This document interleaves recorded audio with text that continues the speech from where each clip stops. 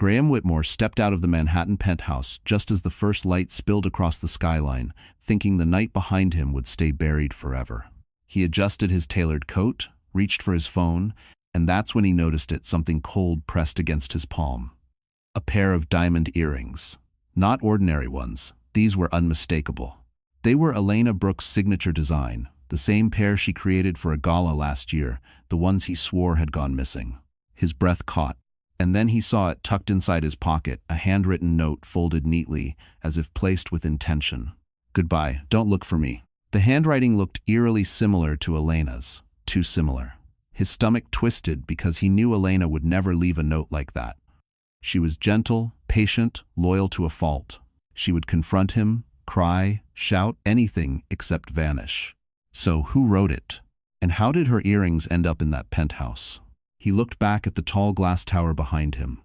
The Plaza Hotel entrance buzzed with early guests, taxis honking, and bellmen carrying luggage. Everything looked normal, but the penthouse he'd just left felt suddenly staged, as if someone had prepared a trap he willingly walked into. He checked his phone. No messages from Elena, no missed calls, nothing. For the first time, he felt something unfamiliar. Fear. Not of losing his marriage, but of being exposed. Because if Elena didn't put the earrings there, then someone wanted him to believe she did. Someone who knew how to strike where it hurt most. Someone who wanted to break everything. And the worst part? He had no idea who was pulling the strings, or how close they already were. Elena Brooks woke up to the soft hum of her old iPhone on the nightstand, the kind of sound that usually signaled another client inquiry or a request for a custom piece. But this morning felt different. The apartment was too quiet, the kind of quiet that tells you something is wrong before you even know what it is. She wrapped her cardigan tighter around herself as she walked into the living room, noticing Graham's Mercedes wasn't in its usual spot across the street. He hadn't come home. Again. She tried calling him straight to voicemail. A knot formed in her chest, but she pushed it down, telling herself he was probably at some early meeting on Park Avenue. Yet the feeling wouldn't go away. The distance between them had been growing for months, small cracks forming in places she used to feel safe. Then came the email. Subject: reconsidering our collaboration. Her heart dropped.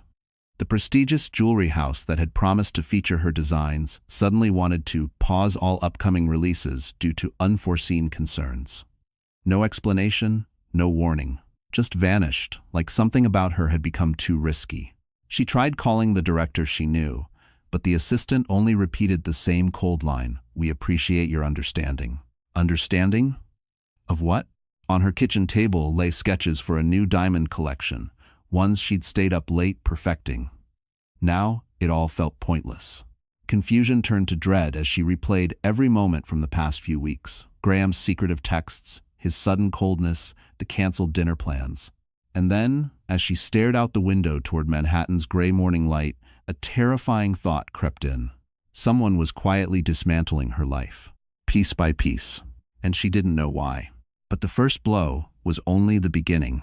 Manhattan always carried rumors like wind between skyscrapers, quiet at first, then sharp enough to cut. Elena felt that sting when she arrived at her small studio on West 38th, a place that usually smelled of metal shavings and warm light from her workbench. Today, the air felt heavy. Two junior designers, normally chatty, froze the moment she walked in. Their whispered conversations stopped mid-sentence. She wasn't paranoid. She knew that, look, people pretending not to know something. Elena set her bag down and opened her MacBook, hoping work would drown the unease. Instead, a message popped up from a longtime client. Are the rumors true? Is everything okay at home? Her pulse quickened. Rumors? About what? When she called the client, the woman hesitated before speaking. I heard your husband was seen at the plaza with someone who wasn't you. Elena's breath left her body. She gripped the edge of her desk, her voice trembling even though she tried to hide it. People talk, you know how this city is. But the client wasn't convinced. Maybe you two should sort things out before launching a collection. Your name is everywhere right now. Everywhere? After the call ended, Elena stepped into the hallway, her knees weak. A delivery guy pushed a cart of Amazon boxes past her as the studio door closed behind him. Life outside kept moving, unaware her world was tilting. She checked her phone again. Still nothing from Graham. Her instincts screamed that someone was feeding the whispers, pushing them deeper into Manhattan's social circles where reputation meant survival. And based on how quickly clients were pulling away, the damage was spreading faster than she could control. As Elena tried to steady her breath, her assistant approached, face pale. "Elena, you need to see this blog post." The headline made her heart stop cold. The blog post felt like a punch to the chest. Elena stared at the headline glowing on her assistant's iPad. "Whitmore marriage on the brink? Mystery woman spotted at the plaza." Underneath was a blurry photo Graham entering the hotel lobby with a woman whose silhouette looked elegant, tall, and unmistakably familiar. But it wasn't Elena. Before she could process it, her assistant whispered, "She's here." Elena turned and saw her for the first time. Sienna Vale walked into the studio like she owned the building. Her long camel coat brushed against the floor, her heels clicking in a slow, deliberate rhythm.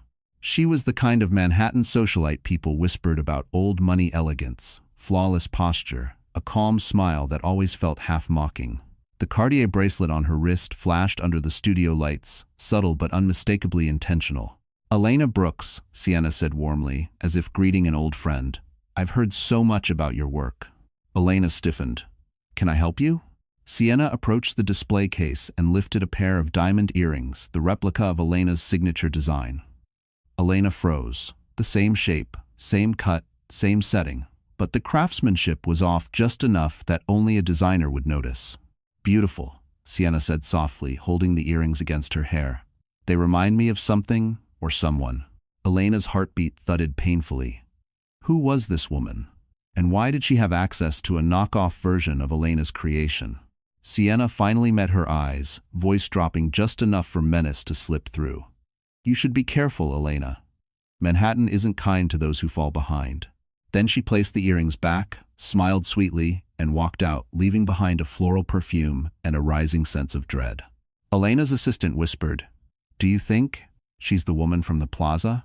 Elena couldn't speak, because deep down she already knew the answer, and it terrified her. Elena barely slept that night. Sienna's smile, her replica earrings, and the chilling warning replayed in her mind long after the city quieted. By morning, her nerves were stretched thin. She hoped Graham would finally come home, finally explain something, anything. But his side of the bed remained cold. When Elena arrived at their apartment after work, she found Graham sitting at the kitchen counter, sleeves rolled up, a stack of papers in front of him. His expression was unreadable, too calm, too controlled. "We need to talk," he said. Her stomach sank. "About what?"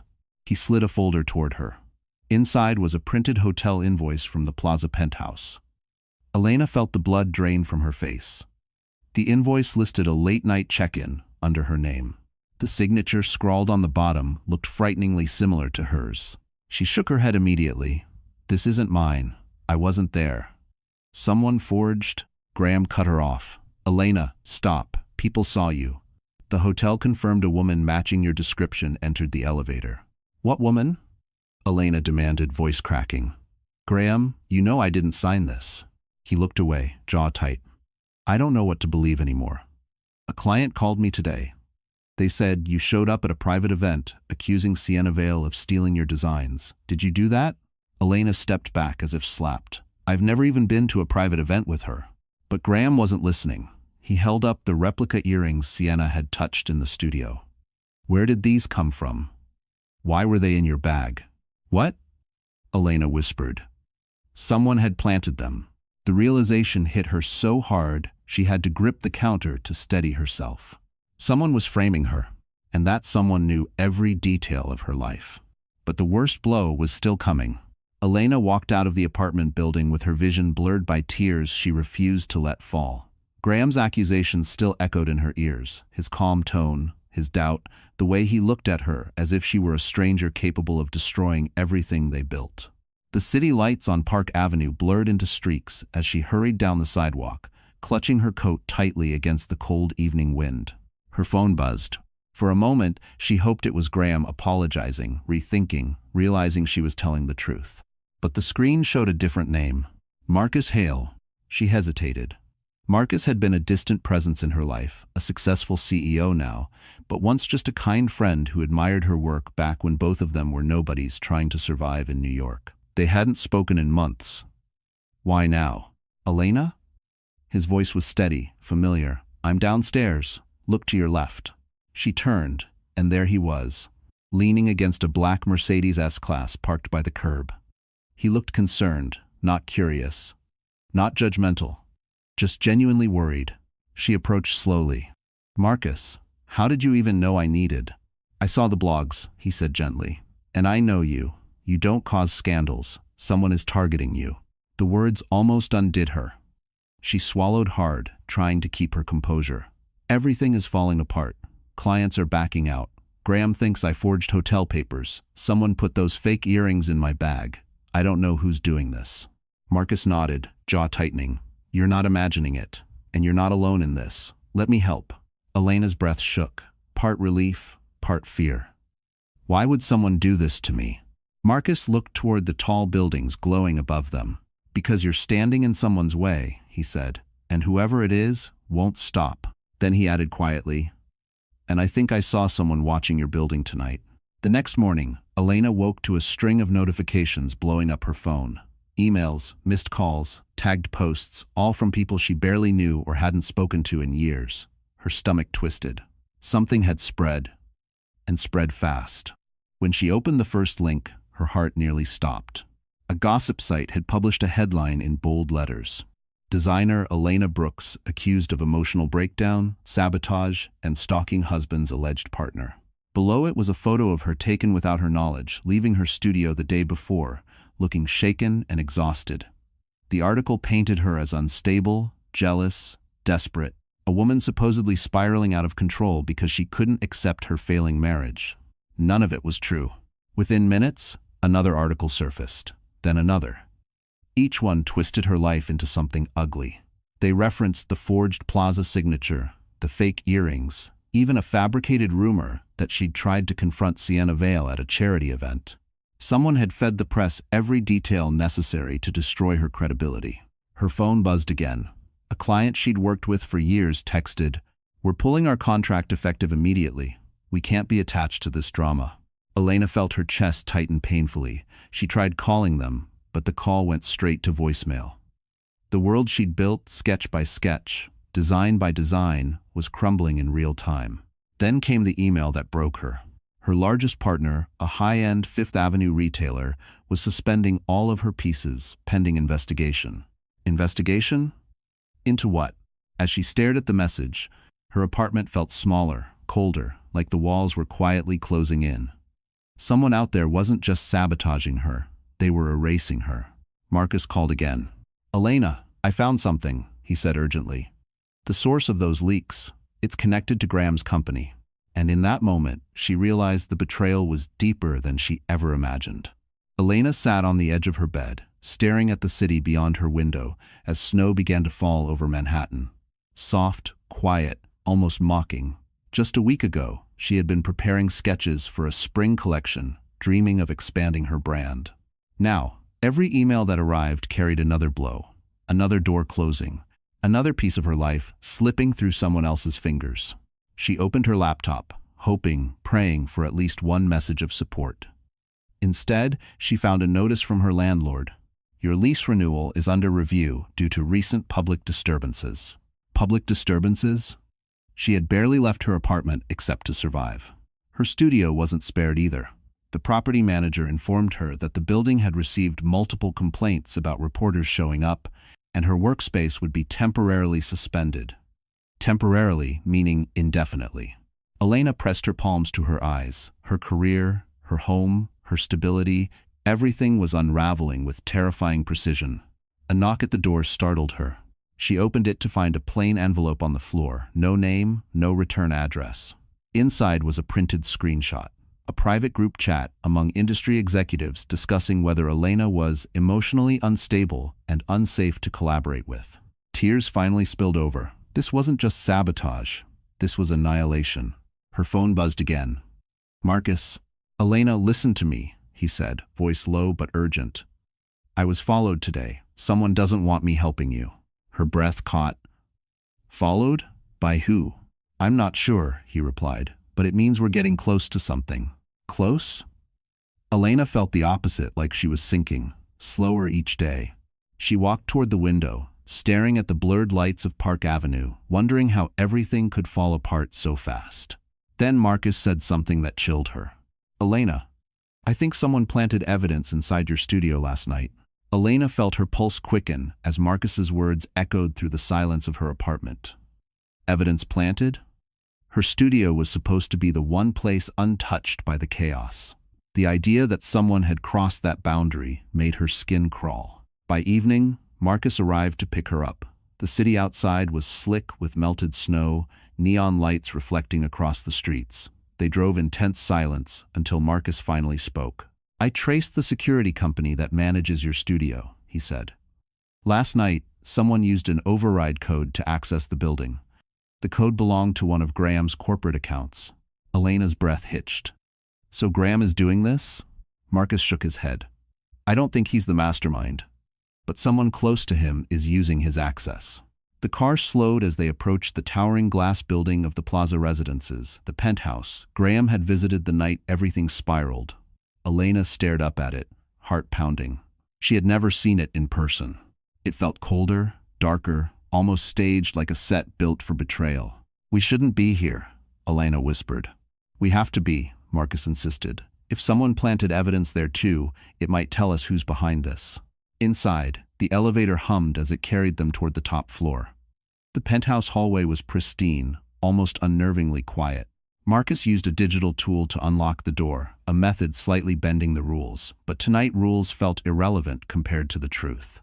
The room inside was spotless, too spotless. As if someone had wiped away every trace of what happened. But Elena's eyes sharpened.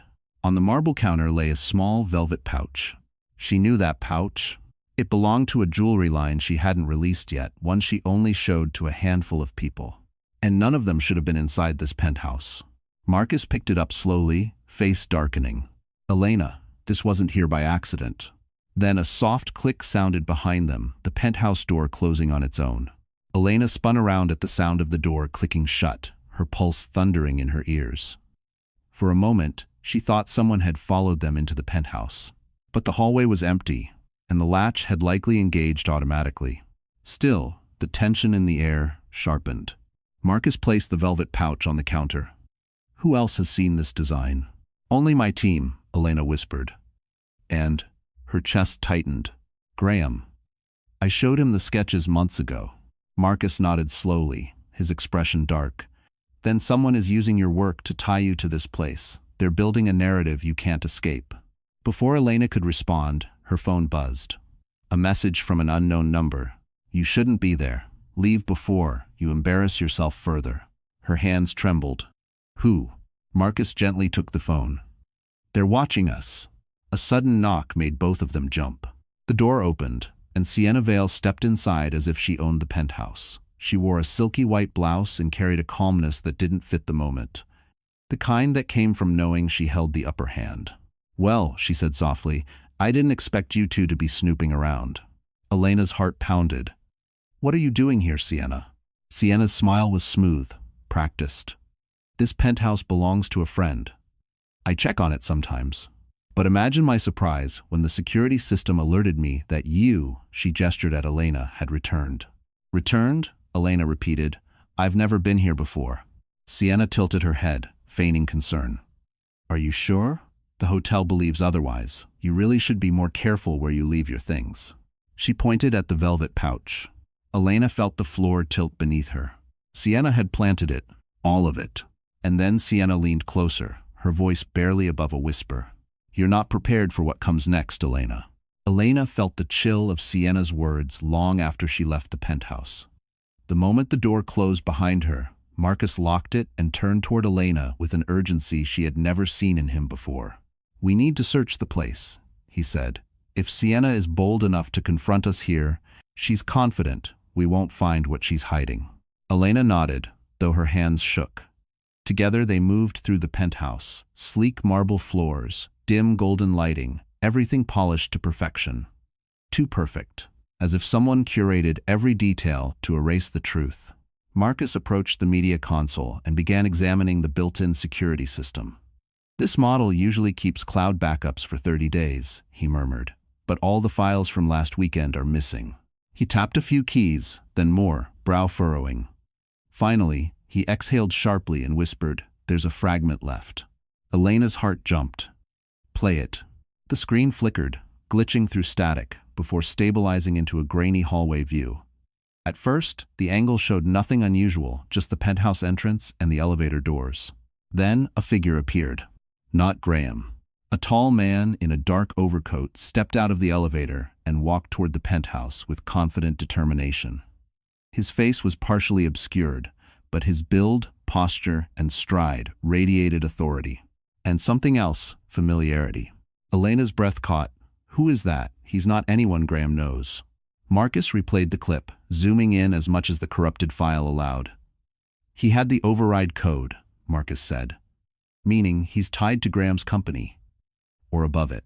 The man in the video entered the penthouse, stayed for several minutes, then left just seconds before Graham arrived that night. Someone had orchestrated everything: timing, evidence, rumors, even Graham's downfall. And Sienna wasn't the mastermind. Marcus lifted his eyes to Elena, voice low. "Elena, this man is the real threat." Elena couldn't erase the image of the mysterious man from her mind. His presence in the penthouse changed everything. Someone with power, real power, was pulling the strings. And Graham, whether willingly or blindly, was part of the chaos crushing her life. By the next morning, she knew she couldn't avoid him any longer. She arrived at Graham's office tower on Park Avenue, its glass walls reflecting the sharp winter sun. The lobby felt colder than usual, sterile, intimidating. The receptionist hesitated when she saw Elena, as if uncertain whether she should allow her upstairs. But Elena's voice didn't waver. "He'll want to see me." When she entered Graham's corner office, he stood by the window overlooking the Manhattan skyline, hands tucked into his pockets, posture rigid. He didn't greet her, he didn't smile. He just turned slowly, as though her presence confirmed something he already suspected. "You shouldn't be here," he said. "We need to talk," Elena replied. "And you're going to listen," he scoffed. "About what? Another conspiracy theory? Another accusation?" He grabbed a stack of documents from his desk, legal papers. "I spoke to an attorney. If you keep dragging my name into your breakdown, I'll file for divorce and ensure you don't walk away with anything." Her heart clenched, but she held her ground. "Graham, someone is framing me. Someone used your company's access codes. Someone planted evidence in the penthouse, and you're letting them destroy me." He slammed the papers onto the table. "You think you're the victim? Elena, you humiliated me. Clients are questioning my credibility because of you." "No," she whispered. "They're questioning you because someone wants this marriage to crumble." Graham opened his mouth to argue until Elena placed a printed still frame from the recovered footage on his desk. The mysterious man. Graham's face drained of color.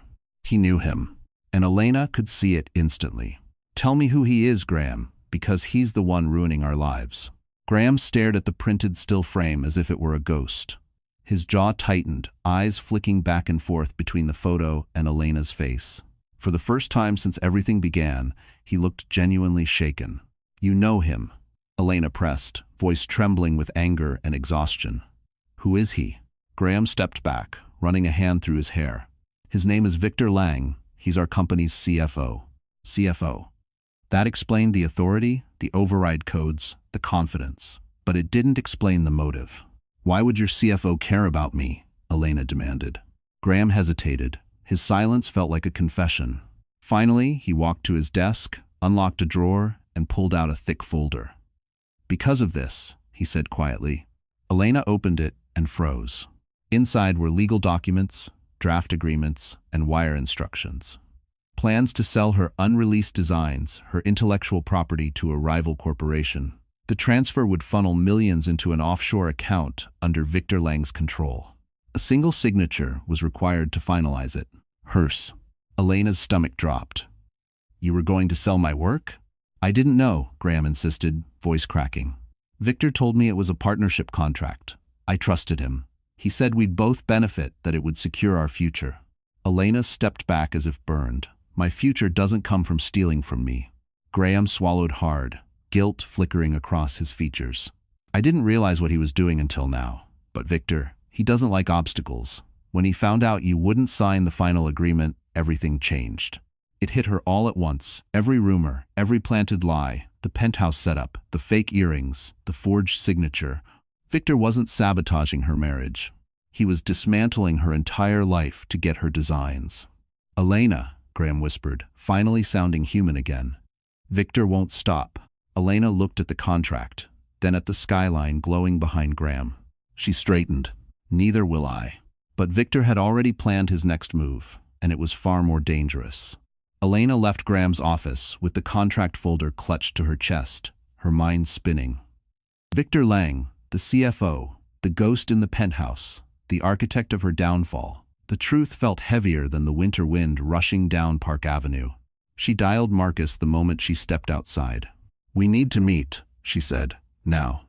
They met at a quiet cafe tucked between two office towers, the kind of place where businessmen whispered deals over black coffee. Marcus listened as Elena laid out everything. Victor, the contract, the forged signature, the sabotage. When she finished, he didn't look surprised. "Elena." "Victor has a history," Marcus said, lowering his voice. "He's been involved in at least 2 corporate scandals, both swept under the rug. He's brilliant, ruthless, and greedy. If your designs were worth millions, he'd burn your life to ashes to get them." Elena felt her stomach twist. But why involve Sienna? Why attack my marriage? Marcus leaned back, eyes darkening with realization. Because destroying your credibility makes the contract appear valid. If people think you're unstable, they'll believe you signed something you don't remember. And if your marriage collapses, Graham can't protect you. Elena froze. It made sickening sense. "And Sienna?" she whispered.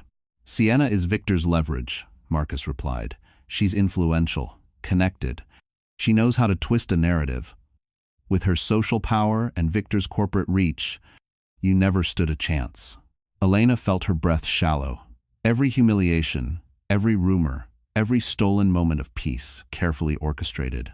"But they miscalculated," Marcus added. "You're still standing, and now you have proof." Elena looked at the contract folder, anger rising through her grief. "I'm going to expose him, all of them." Marcus nodded. "You will. But be careful. Victor won't let you walk into the light without a fight." As they stood to leave, Elena's phone vibrated with a new message. A single sentence. "Stop digging, Elena. You're out of your depth." And it was sent from Victor Lang's personal number. Elena stared at Victor's message until the screen dimmed. A numb chill washed over her, not fear, but clarity. If Victor was bold enough to threaten her directly, then he believed he still controlled the narrative. He believed she was cornered, but he underestimated her resolve and the strength that comes from having nothing left to lose. That night, Elena met Marcus in his Park Avenue office, the city lights glowing behind him like a battlefield ready for war. He had already begun digging into Victor's financial records, using his own company's resources to uncover movement patterns, shell accounts, anything linking Victor to the sabotage. "Elena," Marcus said, sliding a laptop toward her. "Victor transferred a large sum to an unregistered design broker 2 days before the blog scandal broke. That's not coincidence." Elena clenched her jaw. "He was preparing to move my collection." "Exactly," Marcus said, "and he left digital fingerprints everywhere. He's sloppy when he thinks he's invincible." For the first time in weeks, hope flickered inside her. Still, danger pressed closer. On her way home, Elena noticed a black car trailing her, a detail subtle enough for most to miss, but impossible for her shaken nerves to ignore. She turned corners, sped up, slowed down. The car matched every movement. When she reached her building, Marcus called. "You need to pack a bag," he said urgently. "Victor knows you're on to him. He's not going to sit quietly." Elena tightened her grip on her keys. "I won't run, not again." "You're not running," Marcus said. "You're preparing. I've arranged a secure workspace where we can gather the evidence and expose everything, but you need to leave now." Elena looked up at the glowing windows of her apartment, the home that no longer felt safe. If Victor wanted a war, she would give him one. She took a deep breath. "I'm ready." But Victor had already set a trap, and she was walking straight toward it.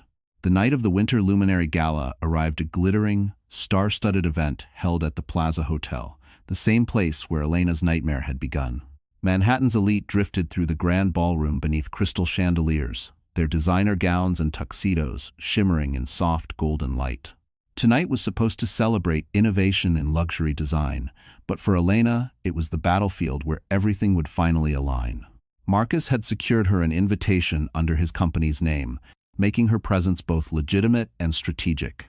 As they entered the ballroom together, Elena felt every eye turn toward her, some shocked, some curious, others quietly satisfied to witness a public downfall. Whispers followed her like shadows. "Is that really her? I heard she tried to ruin Sienna Vale's career. No wonder her husband left her." Elena kept her chin steady, even though each whisper sliced deep. Across the room, Sienna Vale glided through the crowd in a silver gown, radiant and confident, surrounded by admirers. When her eyes met Elena's, she offered a smile, sweet, polished, poisonous. And then Elena saw him. Victor Lang. He stood near the staircase, speaking with board members from multiple companies, his posture relaxed, his expression composed. You would never suspect he'd orchestrated months of destruction. The man looked invincible, powerful enough to ruin anyone who dared cross him. Marcus leaned closer. Everything is in place. Once the presentation begins, the truth will reveal itself. But before Elena could respond, Graham entered the ballroom. He looked exhausted, conflicted, and when he saw Elena, he froze. It was the first flicker of regret she'd seen from him. Sienna stepped toward him, slipping her arm through his, as if claiming possession. Elena's breath tightened. Everything, her marriage, her reputation, her future, hung in the balance. And Victor, sensing the shift, glanced at her with a faint smirk. Because he believed he had already won, and tonight would bury her for good. The ballroom lights dimmed, signaling the start of the evening's presentations. Guests drifted toward the stage, their conversations softening to murmurs. Elena stood near the back, her heartbeat sinking with the low hum of anticipation. Marcus squeezed her shoulder gently. "It's time," he whispered. A spotlight illuminated the stage as the host announced a special showcase from Hale & Co., Marcus's company. A sleek screen descended, and elegant graphics appeared, introducing a new era of integrity in design. Then the first slide appeared. Elena's unreleased jewelry collection. Gasps rippled through the room. The pieces glowed on the screen, diamond cuffs, sculpted earrings, intricate pendants, each unmistakably hers. The crowd murmured with admiration, unaware of the storm brewing beneath the beauty. Victor Lang's smirk vanished. Sienna stiffened. And Graham looked like the floor had vanished beneath him. Marcus stepped forward to speak. This collection was stolen, sabotaged, nearly sold illegally. But tonight, we reveal the truth, the evidence, and the person behind the betrayal. A stunned silence swallowed the ballroom. Then Marcus tapped the screen remote. The footage began. The partially recovered penthouse security clip flickered to life, grainy but clear enough to show the tall man entering the penthouse with the override code. Victor Lang. Whispers exploded across the room. Executives turned toward him in disbelief, his face drained of color. Another slide appeared: bank transfers, confidential emails, drafts of the forged contract, timestamps connecting each attack to Victor's directives. Every puzzle piece snapped into place. Sienna stepped away from him instinctively. Graham stared at the evidence, horror tightening his features as he realized how deeply he'd been manipulated and how cruelly he had judged Elena. Elena felt her throat tighten, but she stayed still, steady, unbroken. Marcus's voice deepened. This woman was targeted, humiliated, and nearly erased. But she stands here tonight because the truth is stronger than the lies designed to destroy her. Every eye turned to Elena, even Victor. His confidence had evaporated. He knew the room was turning on him, but he wasn't finished fighting because desperate men do desperate things. The ballroom erupted into chaos. Executives whispered urgently, board members backed away from Victor as if he carried a contagion, and journalists lifted their phones, already drafting headlines. Victor's empire, built on intimidation and manipulation, was cracking in real time. But Victor wasn't a man who accepted defeat quietly. He stepped forward, voice booming. "This is fabricated. He jabbed a finger at Elena, is framing me to cover her mental instability. A collective gasp rippled through the room. Marcus didn't flinch. "We anticipated you'd claim that," he said calmly. He pressed a button. A second clip played Victor in a private meeting discussing how to leverage Elena's emotional vulnerability to secure her intellectual property. His voice was unmistakable, his words damning. The room turned ice cold. Sienna Vale slowly backed away, eyes wide, abandoning the man she had once aligned herself with. And then, unexpectedly, Graham stepped forward. For the first time in months, Elena saw something true in him: shame, regret. A man finally understanding the magnitude of his failures. "Victor manipulated me," Graham said, voice unsteady but loud enough for the room to hear. "He lied about Elena. He planted evidence. He used my insecurities against me. And I believed him." Graham's voice cracked. "I betrayed my wife because I was too weak to see the truth." The crowd stirred. Victor clenched his fists. "You coward." But Graham didn't back down. "I've already turned over documents to the board." Victor authorized fraudulent accounts, illegally transferred Elena's designs, and blackmailed multiple employees. A wave of murmurs surged board members, exchanging horrified looks, legal counsel whispering into phones. Suddenly, hotel security stepped in, flanking Victor on both sides. "Victor Lang," one guard said, "you're coming with us." Victor's mask shattered. Fury contorted his face as he spat. "This isn't over, Elena." But it was. Because for the first time, he wasn't the one in control. As the guards escorted him out, Graham turned to Elena, tears pooling in his eyes.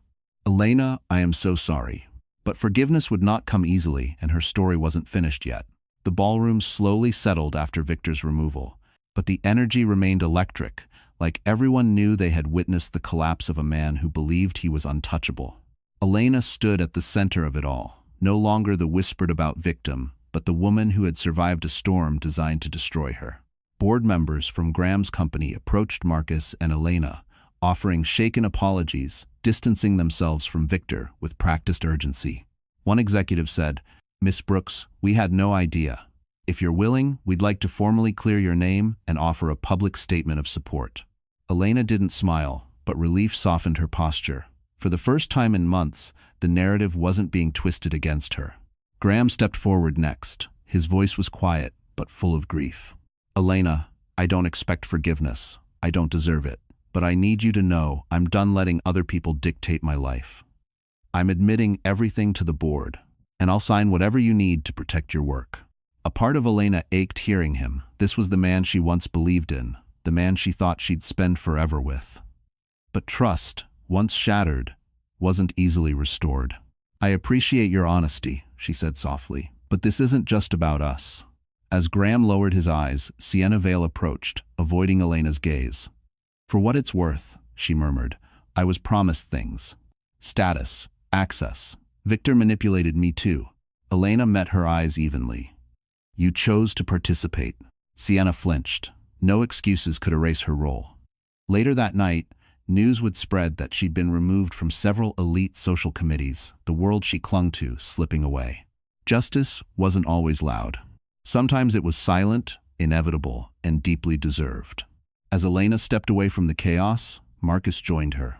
"It's over," he said quietly. But she knew. Something new, something hers, was finally beginning.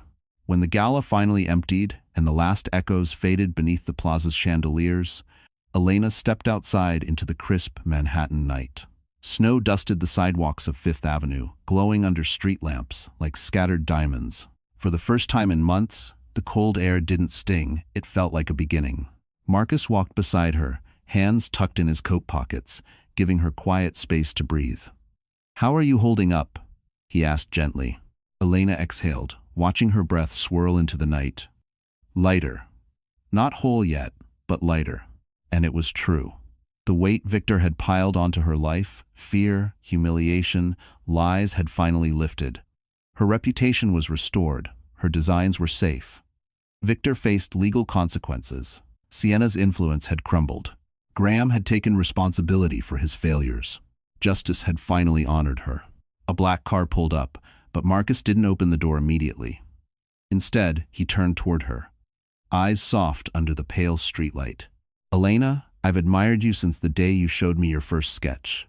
Not because of your talent, though that's obvious, but because of your strength. And tonight, you proved to everyone what I've always known. She blinked, heartwarming.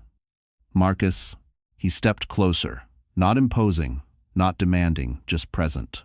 You don't owe anyone a decision right now, not after everything you've endured. But if there ever comes a day you're ready to let someone stand beside you, I'd be honored for that chance. Elena felt something in her chest settle, a calm she hadn't known in years. I'm not ready yet, she admitted softly, but I want to be. And maybe, one day, we'll see. Marcus nodded, accepting her truth with quiet grace. As they drove away, Elena looked back at the gleaming skyline, her city, her battlefield, her rebirth. For the first time, the future didn't look frightening. It looked open, bright, hers. And this time, she wouldn't let anyone take it away. And just like that, our story closes. But hey, my wonderful friends, are you still here with me right now? If you are, then something in Elena's journey must have touched your heart in its own quiet way. So, let's breathe together for a moment and look at this story not just as drama, but as a mirror for real life. What Elena went through reminds us that life will test us, sometimes unfairly, sometimes brutally. But as Marcus Aurelius wrote, the impediment to action advances action. What stands in the way becomes the way. Her pain became her turning point. Her losses revealed her strength.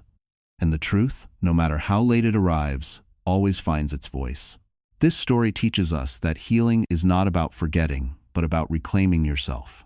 It reminds us that betrayal doesn't define your worth. That standing up for the truth, even when your voice shakes, is one of the bravest things a person can do. If you felt something tonight, even just a spark of courage or clarity, then I hope you carry it with you into your own life. And now, my friends, if this journey moved you, please take a moment to like the video, share it with someone who might need it, and subscribe to the channel so we can keep walking through these stories together, stronger and a little wiser each time.